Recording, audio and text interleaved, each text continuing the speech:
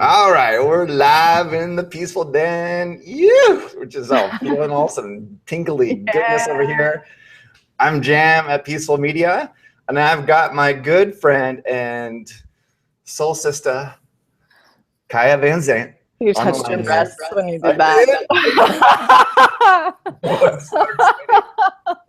Do you know, I just went to my 20th anniversary high school reunion. That's what they're called. Yeah. And someone pulled me aside and said, "Dude, do you remember when we had that like Mr. So-and-so PE teacher who I guess was really militaristic and and you just suddenly asked while he was explaining some sport like wrestling, you just suddenly raised your hand and asked, Coach, is it okay if my nipples are lactating?" When I squeeze them, they lactate. Like, I guess this stood out in this guy's mind. And he's like, he traveled so far to take me back to this moment. Oh my goodness. Did you even remember it? No, I don't remember. I'm like, wow. That's the best thing about people we went to high school with. They remember things we don't. Yeah. Okay. So right? That's why I got really excited. I think my nipples started lactating. But Kaia and I go pretty far back. Not far back in the 20th reunion, far back type of thing. But she used to work a lot with us and our clients, and she's worked with, if you're not familiar with her already, she has worked with some of the biggest brands out there and thought leaders out there, including some of my personal heroes like the Brendons and Michael Beckwith and Ocean Robbins and Joe Polish, Mary Morrissey, who we shared a client with there. That was one of my first big ones. And so when their CMO, Matt Boggs, I said, I'm looking for a really, really sharp copywriter. He's like, dude, done. And so Kaia comes from over a decade, 7 or 8 certifications. Kaia, you're probably 9 now of yoga. She's been on the cover of Yoga Journal and all the amazing, like she is a world-renowned yoga instructor, or was in a past life. And so when we hopped on this webcast, I was like, hey, actually, Kaia, you can tee this up. You're the one that said, hey, I'm just like, whoa, I just came from putting my son out, to go to school. I'm a little disoriented. I need to like sit down and get here. Well, I said I missed my yoga this morning. I'm going to do it after our webinar, but I've got, the fog brain. And so I said, well, shoot, isn't this what most of our viewers, get to? And they get on they hop on their laptop in the morning. Maybe they haven't done their morning walk. They haven't done the meditation. They haven't done a yoga. And so I was like, this is peaceful media. We need to start get here activities. For anyone who feels like they're feeling behind already, we're going to do a little something to get us all here together, which is a great idea from Jason. He wants to do alternate nostril breathing, which is the Vulcan yoga technique. It's weird. So just know that some yoga is like really normal and we see it everywhere, and some yoga is a little weird. So we're going to do some weird yoga today. Okay, so weirder than my nipples lactated in gym class. We've gone off to a great start with weird in this webinar. So Jason is going to be my demo student person, and I'm going to guide you all through it so you can follow me and Jason together. I promise there is some like instruction about your copywriting and being a better. Oh yeah, no, we're coming to that. And selling from the heart versus a hard sell and getting more clicks and conversions and all that stuff. That's coming, but we want to all get here together. Big money making tips for you and your business on the way. Yeah. Okay. I'm ready. Okay. 3 minutes of this. You guys can handle 3 minutes before we dive into the content. Okay. So raise your non-dominant hand. For me, that's my left hand. Non-dominant hand. You're going to cross, if you can, your middle finger over your ring finger. Middle finger over ring finger. There you go. And you can help it a little bit. And then You're going to put your pointer finger on your third eye. Whoa, cool. And bring your ring finger to the side of your nose. Whoa.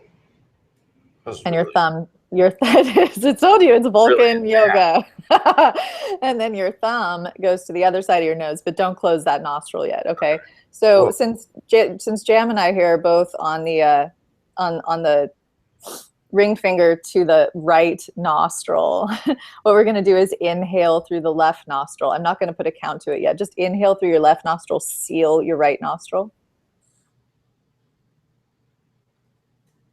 Hold it at the top, and then reverse and put your thumb on the other nostril and release your right nostril and breathe out through the right side. You're going to inhale through the same side, through the right side. And then you're going to seal the right side, pause, release the left, and breathe out through the left. This is a brain balancing technique. You're going to inhale through the left.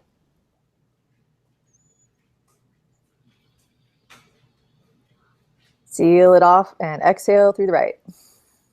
You'll notice one nostril is more open than the other. By the way, that's normal, and the dominance changes every couple of hours. Inhale through the right. Pause, exhale through the left. Close your eyes and just look up toward your third eye. Inhale through the left. Pause, exhale through the right. Inhale through the right. Pause, exhale through the left. One last time, inhale through the left. Exhale through the right. And you can lower your hand.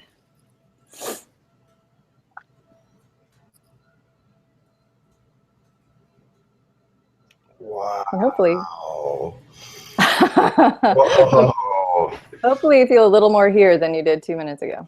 Oh, that is good stuff, Kaia. Nadi Shodhana. Nadi Shodhana to you. I've been doing that wrong. Well, I don't know if there's a wrong, but I've been doing that in the more crude fashion and getting half the result. Just going like this. Neat. Yeah, the hand stuff is fun. When you get into the mudras with the yoga, it gets fun. But also switching like that with the thumb and the Vulcan fingers. That was neat, Kaia. See, there you go. One little trick, one little adjustment. I mean, this is a perfect segue to copywriting, right? Because one little adjustment in that technique made a significant difference. I increased my conversions of airflow and prana flow by 150% just by doing a simple little one second manipulation of my technique. Kaia, thank you. You're welcome. I hope everybody at home enjoyed that. You feel more here? I do. Yeah, that was good. So Kaia is beyond helping some of the world's best position and write copy that converts and all that good stuff. She's also, and obviously being a novelist and a really awarded writer in her own right. Listen, what is the book written? Something Ashes. Yes, my novel Written in the Ashes is being released by Harper Legend in a couple of months. So that's my fun. I love to write novels and write copy. I got asked recently by a literary agent, like if there's similarities between marketing writing and fiction writing. And absolutely there is, because nobody really wants to read a book where you don't feel something. You know, you want to get in and be like, oh, I'm rooting for this character. I want them to win. You know, and when you really get into a story like that, whether you're watching a movie, it's like Lord of the Rings, or whether you're reading a book, if you're into reading novels, you want to identify with the characters, root for them, feel like devastated if they lose, feel excited if they win. And ultimately, that's what we do in copywriting as well. If you can get your prospective leads, prospects, to turn them into customers, they have to feel something. They have to feel something for you, for your product, for your service. They have to feel compelled inwardly to be like, I want to connect. I want to buy from you. I want to be part of your network and your tribe. And that comes from feeling. That doesn't come from intellect or somebody just telling them, oh, you've got to try this thing. Like, it ultimately comes from something inside that says, I want in. And so that's the beauty of words when you know how to use them to get people to buy from you and be your customer for life. And I feel like resonance is a big word over here at Peaceful Media. How do you create resonance with the 6 mediums of online marketing, video, design, photography, writing, social media, etc.? So but when it comes to actually implementing and executing highly resonant copywriting, Kaia, and people need to tap into that emotion, and people need to tell story and sort of give that hero's journey approach to their marketing copy or their website copy. People feel like, whoa, that's a tall order. I'm not a writer. I don't have experience with all this writing stuff. How do I get into that mode of communicating from that heart space? And a lot of people are intimidated by writing. I get a lot of students who come in the door who are like, this is the scary thing for me. Yeah. And you know, because you're getting vulnerable, you're sharing something from your world, whether that's about your product or your service or whatever you may be offering. And some folks have been shut down, you know, back in school and told they can't write and things like this. They feel like they need assistance. But really in copywriting, the beauty of copywriting done well is writing just like you speak. Just super casual, super connected. We're chums here. We're buddies. Let's talk. And the mistake that I see like intimidated writers get into is they start speaking very formally because they want to come across as intelligent. You know, like, oh, I want to make sure my writing seems bright and smart. So they suddenly shift into a formal language that isn't really that, you know, you don't really want to connect with formal language. None of us really do. I'm on so many email lists for nonprofits. That's what they do. They communicate in this very, very formal language about, and it's always like, I want to know, you know, what's going on with the dolphins and the labeling GMO and stuff like that. But I have to slog through this very formal, you know, kind of disconnected language. So when we succeed as marketers, we succeed only because we're making a connection. So that resonance, whether it's the resonance of the images on a page or the words on the page, which are really, really responsible for the resonance that our customers feel toward us. It's about creating that connection with our customers. So I want to give you an example just so that we ground this in a really practical way. So one of the mistakes that I see happen a lot with people who are just conveying and speaking about what they offer for the first time is you might be so excited about your product or service because of its features. Like that is what lights you up at the end of the day. And you're so excited. Oh my God, I can't wait to share this thing with you because it's so great. And here's why. And we oftentimes will skip over the promise of why you are offering this in the first place. And it's very high level. And it's the most important thing you can convey to your customers. So here's an example. Like, Jam, you probably have a phone. Don't you have a phone? Yeah, it weighs. Yeah, go ahead. Okay, I'm gonna sell you a better phone. Okay. Here's me trying to sell Jason a better phone than the one he has. I don't know which phone he has, but I'm gonna try to sell him using features. Okay, so this new phone is so amazing because the camera is like the most cutting edge camera you've ever seen. And you've got instant access to all of your apps, and you can even download more apps than on any other phone. It's so cool. Whoa. Those are wow. Those are a couple examples of features. Jason already has a phone. I am selling him something he already has. In many cases, that's going to be true of our customers, but I'm doing it in such a way that's selling him on features. Now, if he's a real geek, which some people are, he may go into that. But here's me knowing a little bit about Jason, who's, let's say he's the avatar of my company. Now I'm going to sell him on a promise, okay? So, Jason, I hear you're dad. Yeah. And I have something for you that you are going to love. And here's why. Because I know as a dad, you never want to miss that moment where your child is doing something so amazing and cute, and maybe it's for the first time. So this phone lets you instantly never miss a moment, because you can immediately grab that video. It's faster than any other phone, so you will never miss a moment of your daughter's childhood. Aha. So I got an exclamation point right in my heart going, oh, now I see myself using that product. I get the benefit of I'm getting better video, and it's easier for me to get that better video.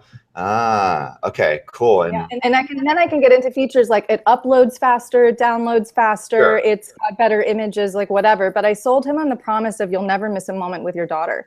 So that is the way that we want to come about, like anything that we're selling, whatever product, whatever service, whatever, whether you're selling a like smart drink, or you're selling your online course or your program, whether it's $20 or $2,000, you're selling people on the promise of, here's your life before you have this thing that I'm going to give you, and now here's your life after when I give you the thing. And your life after is going to be way up here, and here's why. And then people start to see the transformation. And if it's a transformation that they want, if they're your true avatar, they're going to go, yeah, that is where I want to be. I do want to meet the love of my life. I do want to succeed in business. I do want to be able to have an online platform that enables me to work from anywhere, anytime. You know, like the dreams that we have, that's what we're connecting to your avatar on. Okay, Kaia, so, and maybe this blends in with your 5 biggest copywriting mistakes, but I think one of the things for anyone who's gone into an intermediate level of copywriting, they start sounding, because they're doing the whole promise thing, or promise and benefit of those features, yep. They start sounding cliched and just like everyone else in their particular niche or vertical. Yeah. So how can someone take it, go like, more detailed and more juicy and more different?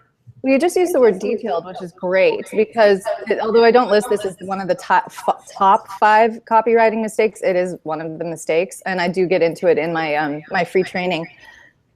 People who use general language sound salesy. So this is the best thing on the market. This is so incredible and amazing and great. And when we use really general hyperbole language, we sound like idiots. We sound salesy. We sound like what does that actually mean? I don't know. I encounter it all the time in copy where people sound like magicians.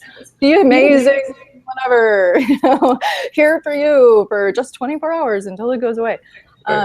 So when we want to start picking, I use this example, the weight loss example, such a common one, right? Everyone wants to lose weight. The idea of selling weight loss support or supplements or whatever online is huge.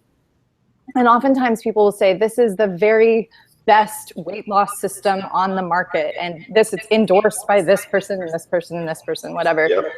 But one of the best examples of specific, what we call, this is ancient copywriting language, but I still use it, the USP, the unique selling point or the unique selling proposition of this particular service. So there's a woman who wrote a book called Cinch, and her USP was, this is the only diet where you will lose weight while eating chocolate every day.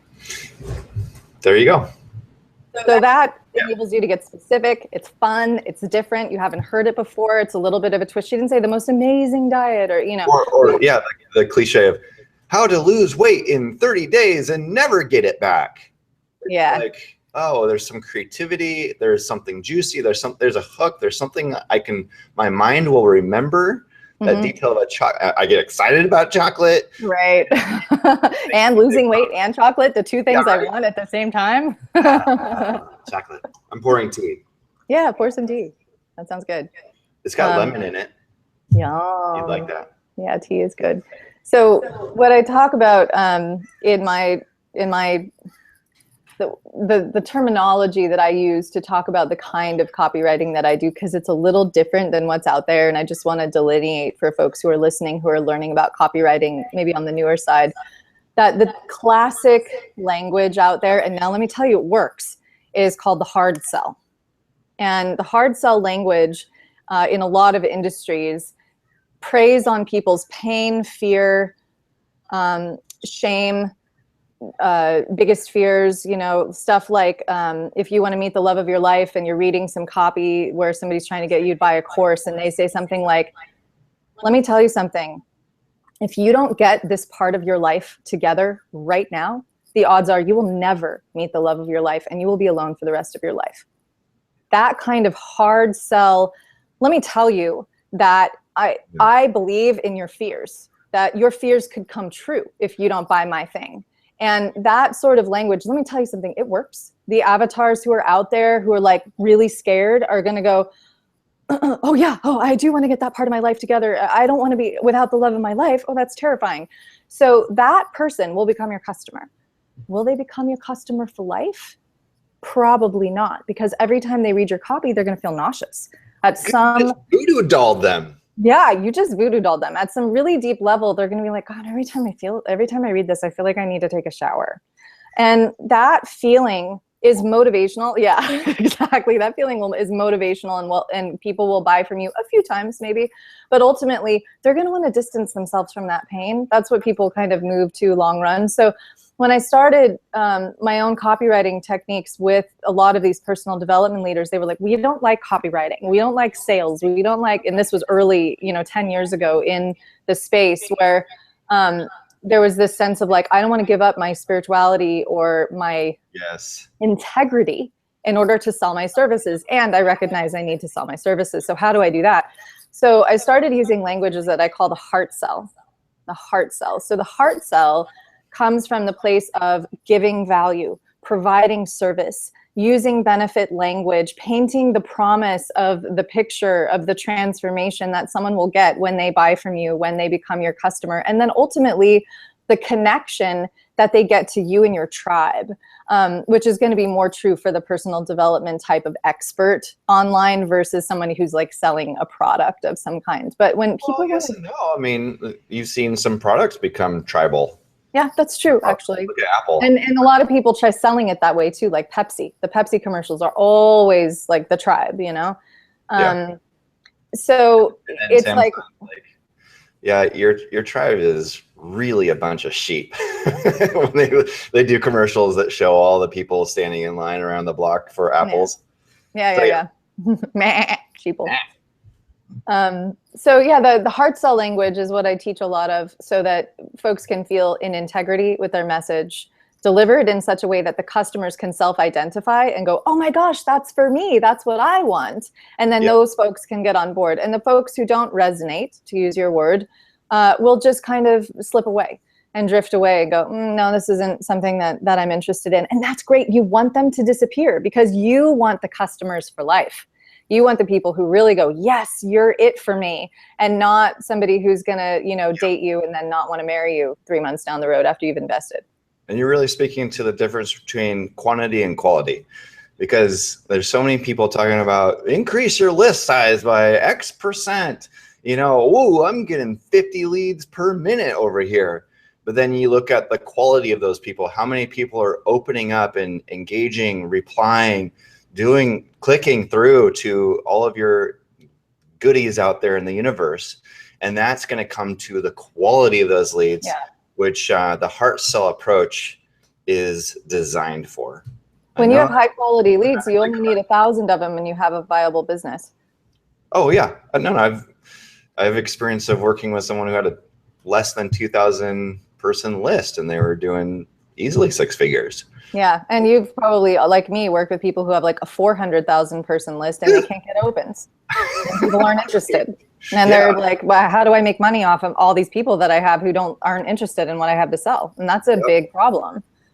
I remember, some people that are on Brendon's stages right now are people who are sending traffic, not just traffic, but customers as affiliates and JV partners who are sending traffic, and they were complete unknowns in the industry. It was like, who is this person that is next to the people who I know have millions of people on their list, and yet they're number 2 or sometimes even number 1? Who the heck is this? And they go and look them up, and it's just someone with a 5,000 person list, subscriber list, who freaking go nuts whenever that person makes a recommendation and tells the story of why this, why this promotion or promotional product or product in general has changed my life. And they do, they're vulnerable, they speak from the heart, and all of a sudden you see those people rising and rising, and suddenly like Brendon has no choice. Like, okay, clearly like you're doing something right, get on the stage. I've seen that happen. That's wonderful. And he means Brendon Burchard, for anyone who's listening who isn't sure who Brendon is. Brendon.com now. I know he has Brendon. Right. So he's the man. He's the one and only Brendon. It is upgrade to the Brendon. Yeah. So, okay. So what are the biggest mistakes that people are making with their copy? Sure. We've touched on a few of them of the 5. Number 1 is using formal language. So let me give you an example of that.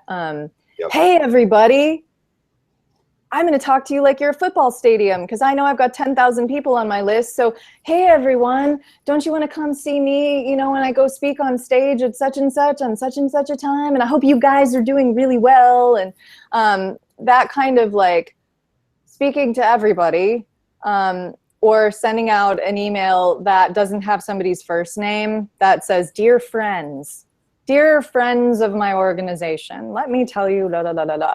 So that kind of formality is off-putting because you don't create a connection that way. You create a connection by speaking to you. Yeah. Hey, Jason, I'm so excited. I've got this special event. I really want you there. I think it's going to be so much fun. And here's what we're going to do. And you're going to learn this, this, and this. And come, please come. I'm speaking straight to you. And it's an easy headspace to get into where you feel like if you're sending out an email to a bunch of people, you're talking to a bunch of people, but you always want to keep that one person in your mind that you're talking to, that you write the email to. And I encourage my students to write like to a best friend, to your mom, to your avatar, someone that that you can even put a picture of next to your computer and say, hey, I'm writing to you, Betty. Betty, I know you're up at 4 o'clock in the morning struggling because, you're concerned about paying your bills and you've got 3 kids and, you really want to make it in this industry and you've taken out a second mortgage on your house to do it. Now, I care about you and I want you to succeed. And here's the tools I'm going to give you today so that you can succeed at your dream. That avatar feels spoken to, connected to, heard. And if you can achieve that with informal language, and there's a few tricks in copywriting we use to do that. Like, for example, dear, or not saying dear is the one of the formal ways. So you say, hi Kelly. Hey, Jason. Hey, when you greet somebody in an email. I get really also, yeah. Also using contractions. Mm-hmm. So if you write without contractions, they are instead of their. Cannot instead of can't. That also formalizes language, and that's language that you would use in contracts, and people feel that kind of at an innate level where they go, "Ooh, that's contractual language. That's lawyer stuff," right? When you get real formal, and people kind of it doesn't feel so good.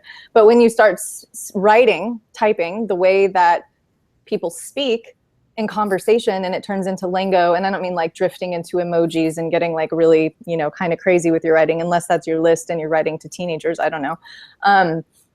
But just being casual, just being friendly. I love emojis. I use them sometimes. I'll use a little happy face, but not overdoing it, basically. Right. Okay, so that's one. For a lot of people, that's their brand. And so again, it's like know yourself, know your brand. I mean, yeah, and how do you talk? And if you're reading it out loud and it doesn't sound like the real you, then you got something you can tweak there. I like it should be the way you talk to your friends. I like to get real casual. He likes to dance, actually. We got to figure out a way to what's the emoji for dancing? We can put in an email sales page. Now it's time to dance, everybody. Okay, what's the second mistake? Okay, number 2. I sometimes phrase this as you talk about yourself too much. So it's tempting in a business that you own and run to talk about you, what your business is doing, what's happening now, the latest news, things that are kind of all about you. And even if you're telling some of your own personal stories, kind of overdoing it, like, oh, there's this other thing that happened to me this week. Only in the last 2 emails you've sent, you've talked about things that happened to you. And it's important to remember customers who matters.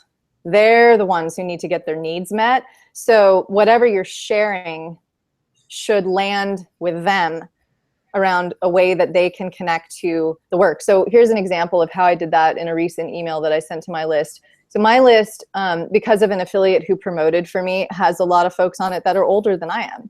And I have to speak to them differently, that particular bucket, than I would speak to my peers or the folks who are younger than me. So I was watching this documentary on Winston Churchill, just like lounging in bed a couple weeks ago, and noticed what a freaking brilliant copywriter Winston Churchill is. He wrote all his own speeches. He has some of the most famous lines in all of history, some of which are really spectacular, like "the truth is so precious, she must be accompanied everywhere by a bodyguard of lies."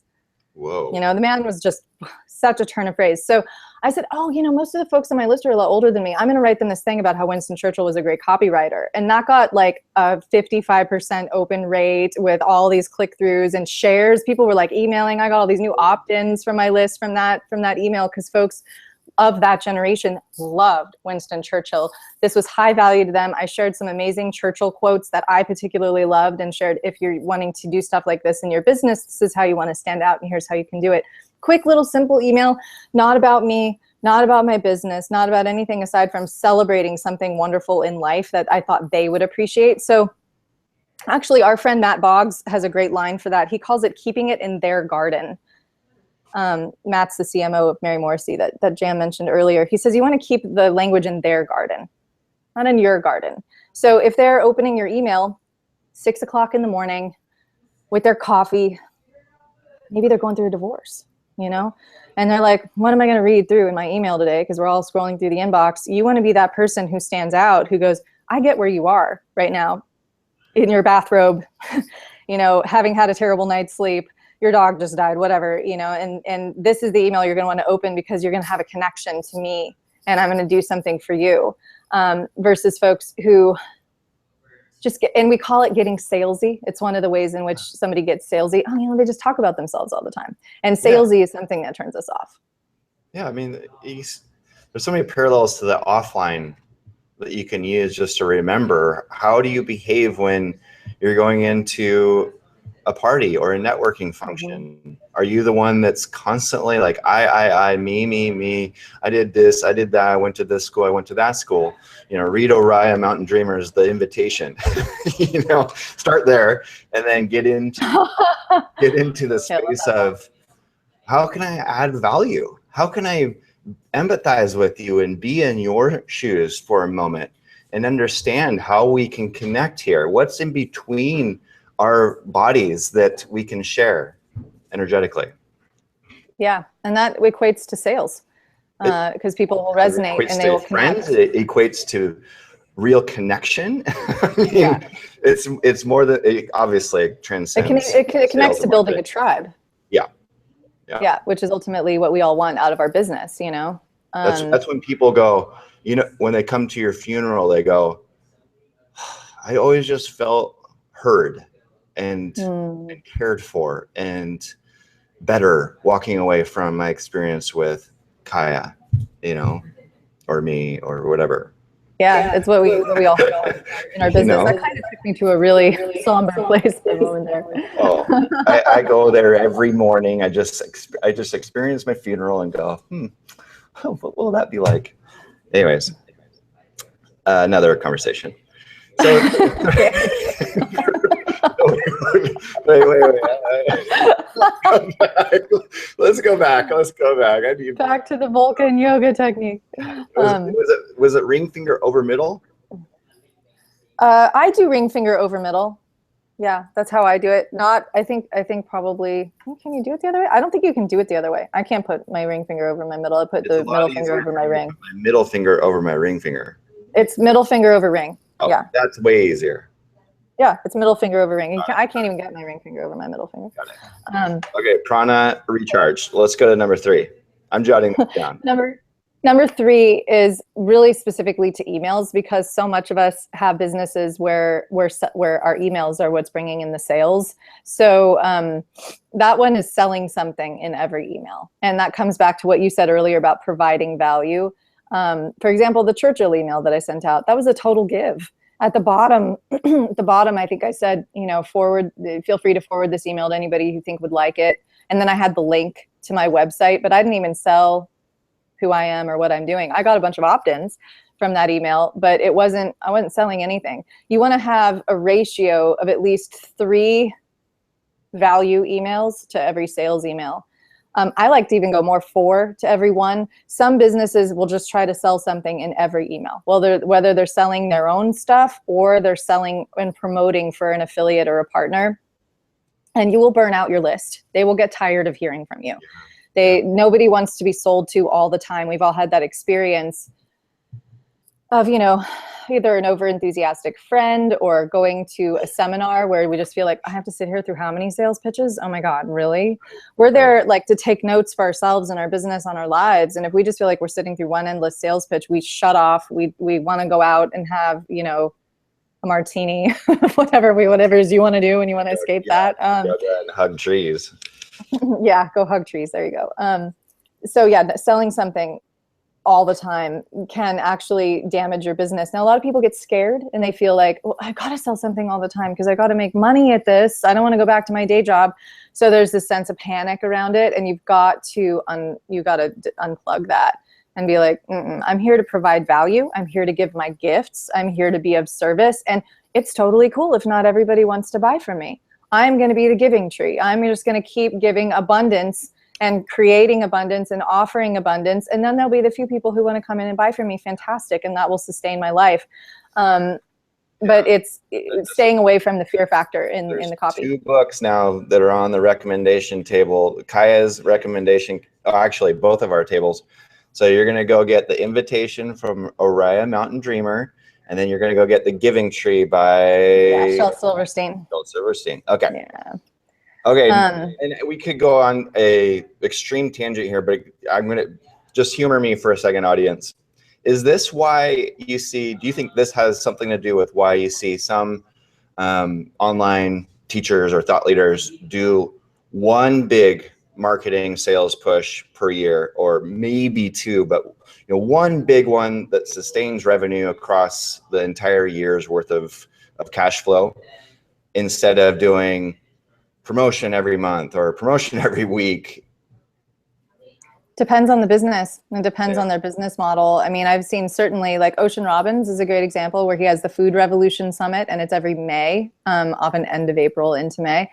And once a year, he brings in, they had over 1 million hours listened to on the last Food Revolution Summit and reached just hundreds of thousands of people. It was incredible. And the rest of the year, he's sending out emails about like, hey, the DARK Act is about to pass and we're going to lose GMO labeling. So please call your senator, for people who really care about that, like me. So this is my kitty who wants to say hi for a minute. Is that the name? Is that where Fat Cat Copywriting came from? I have several kitties. This isn't one of the fat ones, but this is Mocha. Oh, hey, hi, Mook. This is the best webinar ever. Okay, 4. My copywriting buddies. Copywriting mistake number 4. Yeah. Were we on number 4? Having enough contact with your cats when writing copy. Not putting enough photos of your kitties online. Of course, I named my course Fat Cat Copy, so right. I have 3 cats here in the house. We love them. So number 4 is very specific tactic in copywriting that we call avoiding the use of negative sales trigger words. So negative sales trigger words will repel people from buying from you. And I've got a list of them in my course, but here's some examples. If you have an order button where you say buy now, the word buy is a negative sales trigger word. People don't like it. It sounds cheap. So when you say buy something, people look at that word and they go, well, I just, bought something this morning for a couple $100. I don't know if I need to spend more money now. It prompts them to think of all the things that they've bought recently and the money they want to save, and it just puts them into that place. Another one is promo. You never want to tell people that you're giving them a promo. And sometimes it shows up, you'll use that word in the sub URL, the subdomain. Subdomain, is that right? Oh, right, yeah. Got it. It'll say promo, you know, like your website, www.com/promo. And somebody going to that site is going to see that and go, yuck, I don't want to be promoted to. And it gives that kind of yucky feeling. Yeah. You know, another one of those words is sales, or sale. You know, this is a sale. Get your deal. Deal is another one where if you put that in the subject line of an email, depending on, you know, what year it is, occasionally that one gets picked up by spam filters also. So yeah, these are words that also spam filters look for. Money. Deal, money. Buy, purchase. Sometimes purchase is on there. So there's more elegant ways of speaking about it that are invitational. So you might want to call your promo an opportunity. Here's this opportunity to work with me. Mm-hmm. You might want to, if it's a larger ticket item, you might want to tell people this investment with me is $997. Because that way they feel like, oh, I'm investing in myself and my business and this opportunity to learn rather than I'm buying something. If you have a button on your sales page that says buy now, you might want to take that word buy out and replace it with the word order. Order now. Yeah. And it's also a less, we talk sometimes in copywriting about commitment phobia. People have commitment phobia. There's a lot of abandoned shopping carts in the world. So if you're ordering something, it doesn't feel as big of a commitment as buying it. Oh, I'm buying it. That means I'm committing to this one thing and I can't buy something else that I might also want. There's this like commitment phobic thing that happens to folks. Whereas I'm ordering it, well, maybe I could cancel my order if I needed to sometime. Yeah. You know, so you end up bringing more people in the door that way. And if anyone wants to know what works from a data standpoint, just go to Amazon and start ordering some stuff, and you'll notice what they've tested over the last 10 years to work best. So, yeah, you know, I mean, order now is what they use when you're ready to complete your order. There you go. So they've tried everything 1,000 different ways. Yeah, That's, and they're currently working best today. So good model there. Okay, number 5. Number 5. Number don't 5. Be evil. Don't be evil. Yeah, please don't be evil. And so number 5 is what I call improper web page and email formatting. Sounds really small, but it actually can turn out to be really big. For example, have you ever, Jam, received an email that had no paragraph breaks and it was just a whole bunch of words? Those what do you do when you get those? So fun to read. He says in a sinister way. Like I'm just settling down for a nice little war and peace. Right, on my screen. Yes. Yeah, Best war and peace on the screen. Ever. Don't be war and peace. That's tip number 5. Number 5, don't be war and peace.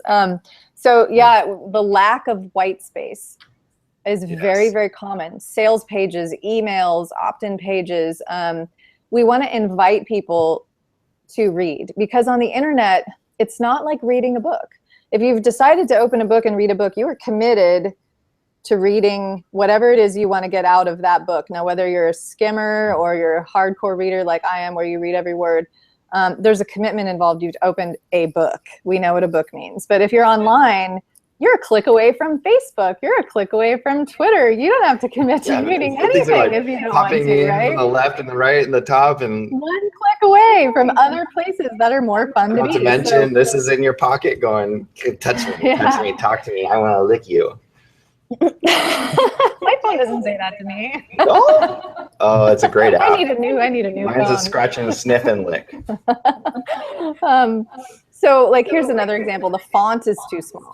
Maybe your white space is good, but your font is so small that anyone over the age of 40 is like, I can't read this. I'm doing something else with my time.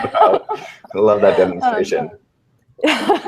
So then there's also like your links don't work, or they're just so far down the, there you go. They're just so far down the page that nobody ever finds them. So like, you know, you send out an email and it's War and Peace with a link at the very bottom. How many people actually get to the very bottom? The average that I've heard, maybe the statistic is something that's shifted in the recent year because I heard it about a year ago, is that the average number of people who come to your webpage that will scroll is about 17%. So that is your email, that is your web page, that is, you know, how are you going to get people to scroll? And it needs to be an invitation. So that takes me to the last bit, which is your above the fold. Some people don't know that term. Above the fold means, we got it from newspapers. The headlines above the fold are the most important on the page one of the newspaper, because then you flip the newspaper over. That's the fold, right? And on page one. So on your website, the above the fold is what they come to without ever having to scroll. And I've had some students send me links saying, hey, take a look at my new website. I'm so excited. Or my new sales page. I'm so excited. And there's like just a picture of them with their name, and that's it above the fold. And then they have to keep scrolling down to like read more about whatever it is they're selling. And that is just a total waste of space. If you look at something like Amazon or Zappos or some of these websites, what you'll see is every single thing they can possibly pack into the above the fold is there.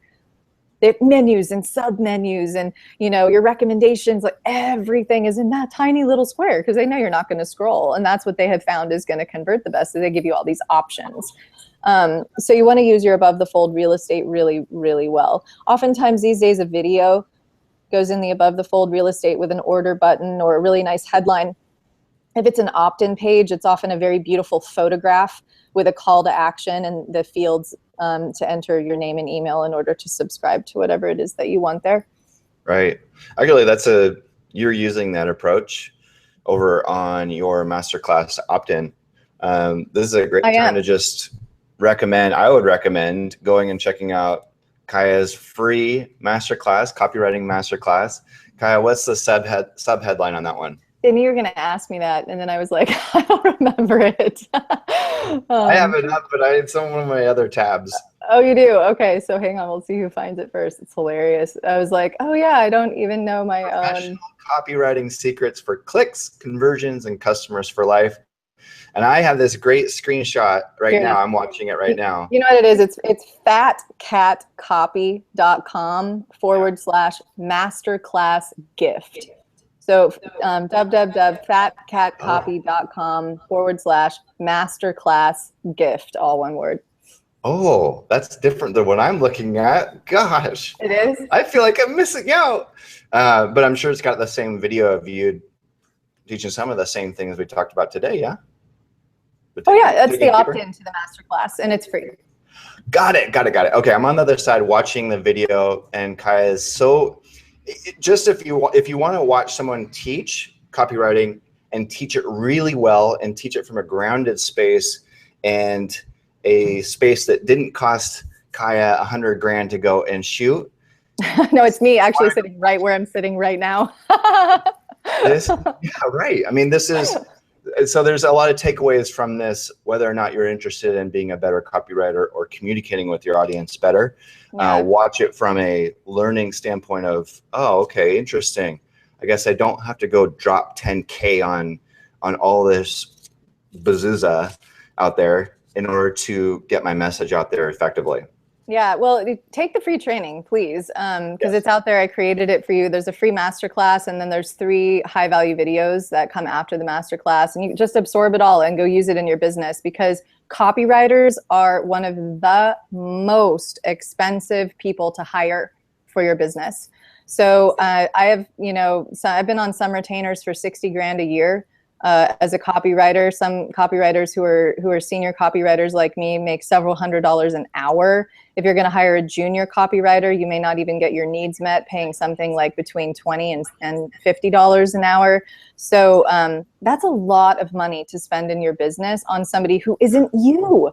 They don't know your voice. They don't know your message. So the very, very best investment you could make in your business is to decide, I'm going to write all my own copy. Guess what? Brendon Burchard writes all his own copy. Jeff Walker writes all his own copy. A lot of these big thought leaders, Eben Pagan, I mean, I could go on and on with all the thought leaders in this space. They write their own copy because they know their copy is going to resonate with their audience, their voice, in a way that somebody else's isn't going to. So that's my best recommendation for you for a money saver in your business. I could not endorse what Kaia is doing anymore, because it is the secret magic lever in your business. Copywriting is that so many people overlook. when you look at the volume of content and copywriting that you're going to produce as a thought leader, expert, just building a personal name brand, it is incredibly large. It is probably the number one thing you'll be doing in your business, is getting the word out via email, via pages, registration pages, sales pages, opt-in pages. I mean, that is, as a digital marketer, you're always writing copy. And if it takes you 20 hours to produce what a master copywriter like Kaia would produce in an hour, then you got some work to do, because you're wasting your time. Well, not wasting your time. You're taking longer than it needs to. You need to become more efficient and proficient. Yeah, I'm big on shortcuts. I do definitely share a lot of shortcuts, like I did in this call today, to like, folks don't realize that your copy will kill or create your business. It is that powerful. I've had students come to me with like an opt-in page that looks gorgeous. Why is it only converting at 5%? They don't understand. They haven't conveyed the value. They haven't shared the benefits. The second they bring the copywriting language and skill set into play with that heart sell, 55% conversion rate. Right. Look at that. Same opt-in page, different words. And we all fall into this trap of thinking, oh, I should try a different image. I should try a different software platform. I should try, and we don't realize it's because the message, the words are really what's selling or not selling or failing to sell. Sadly, that's very true, sadly. And copywriting, at least from a master marketing copywriting standpoint, goes well beyond the words that you choose. It goes well beyond these mistakes, actually. It goes into the format and the sequencing of your message, your flow, so that people go through a proper journey to the point where they're willing to invest $1,000, $2,000, $3,000 and beyond with you. You take a very different approach than, yeah, here's the title of my event. Get your ticket right here, $9.97. Okay, great. Wow. Okay, I got no value from this. So all that needs to be communicated in such a flow that that someone goes, oh, wow, that's a deal. Like, I can't believe that that's not 5K. You just brought out a really great point, actually, because we have a phrase in this industry that a confused customer won't buy. Right. And oftentimes the copy is what's creating the confusion. So if you're finding, I'm not getting the results I want, I feel like I've explained this so well. Go show your work to somebody else. Go show it to a fresh pair of eyes. Step back from it and say, like, what is there anything here that's confusing? For example, I went to a sales page a couple of days ago for a competitor on a product that I'm working on selling right now. And the page was gorgeous. The copy was great. The benefits were there. It was really, really well done. And then we get to the order section and it says, buy now. And there's just a button. I don't even know what I'm buying. I have no idea. They haven't even told me. Like, there's no statement of work or deliverables or what you get kind of section. No, nothing. No discount, no deal, no, not even like the itemized list of like, here are the things that would actually be in your shopping cart if you push this button. Like, oops, So like, how many people are reading through that whole page and going, I'm sold. Wait, but what am I buying? They don't even know. Yeah. There's nowhere they find out. So little mistakes like that turn out to be really big mistakes. And so, like, my takeaway from this is, well, first of all, 5 mistakes. Being too formal, being too me, being too consistently salesy, lacking value, being too negative, sales trigger oriented, promo, buy now, and then 5 is just forgetting or not knowing any better about email formatting and also your page formatting. But also one of my takeaways is that when you think about these legends of internet marketing who've used the web to build massive thought leader platforms and massive business empires in the making, the Brennans, the Joe Polish, the Marci Shimoff, Mastin Kipp, Brendon, I already said, and Mary Morrissey, and Eben Pagans. These people studied their asses off. They spent probably hundreds of thousands, if 10,000s, tons of money on mastering copywriting. You need to go and check out Kaia's free opportunity to get in this course. because you'll save yourself a lot of time. And it's really cool to work with someone who's been behind the scenes of a lot of these major brands, because you get all the secret ninja. I like talking to Kaia because she's all, I got some secret ninja stats and things that are working over here. Like, tell me about it. So go cut your path through the woods and doing thousands and thousands of dollars of courses and books and events and so forth about copywriting. Yeah, that'd be great. That's my plug. Oh, you're so sweet. I thank you so much for having me on the call, and I hope that was helpful to you who are listening. Thanks for being here with us. Practice your naughty shodana. In so many ways, Kaia. We're blessed to have you on the planet. I can't wait for your book to come out. Oh, thanks. I want a copy. What's it called again? Written in the Ashes? Yeah, Written in the Ashes is about the events that led up to the burning of the Great Library of Alexandria, Egypt. So it's my historical fiction novel that I've spent umpteen years researching, and got picked up by Harper Legend. And so it's going to be out on ebook in a couple of months. Okay, so we'll put a link to Kaia's masterclass gift, and then underneath this. And then we'll also, as the book comes out and it's available on ebook or whatever, we'll send you a link to that as well underneath this video. Thanks. Yeah, absolutely. And if anyone has any follow-up questions, you want to write Jam, you want to bring me back for just a Q&A or answer some of your questions. I love working with people, yes, directly. And if that's something that would be meaningful to folks, I'd be happy to do that too. So I can be available as a resource for you. Use the comments below so that we can communicate with you and have another Q&A. That would be so fun. I come away feeling better, being better, and knowing better in every single way, Kaia. Oh, thank you. Thank you so much. This is fun. All right. We're blessed. We'll talk to you soon. Peace. Ciao.